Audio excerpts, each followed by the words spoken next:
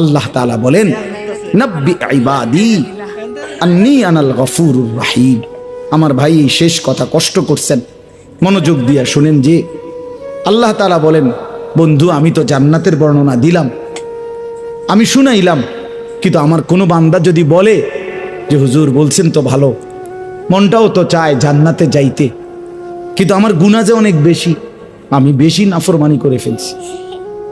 আমার নাফরমানি অনেক বেশি, আজ অনেক দিন আমি নামাজ পড়ি না,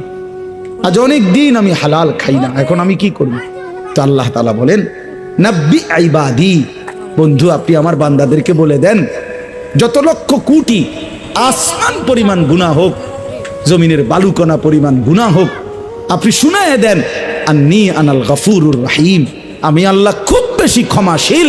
দয়াবান। ওরে আসতে বলেন, গুনাহ ছেড়ে দিতে বলেন, একটু অনুতপ্ত হয়ে আর করবে না ওয়াদা দিয়ে, চোখের এক ফোঁটা পানি ফেলে দিয়ে আমার কাছে আসতে বলেন, আমি আল্লাহ ওয়াদা দিলাম 90 বছরের গুনাহ আমি একসাথে মাফ করে দেব।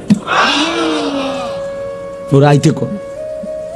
আমার কাছে আসতে বলেন, আন্নী আনাল গফুরুর রহিম, আমি বহুতই বড় মেহেরবান, আমি খুব বেশি দয়াশীল, আমি সব মাফ করে দেব। ওয়া আন্না আযাবি হুয়াল আযাবুল আলীম। এবার শেষ কথা যুবক, নওজোয়ান ভাই তোমরা শোনো, এবার শেষ কথা হইল, আল্লাহ বলেন, বন্ধু আমি সবভাবে বললাম, জান্নাতের পুরো বর্ণনা দিলাম,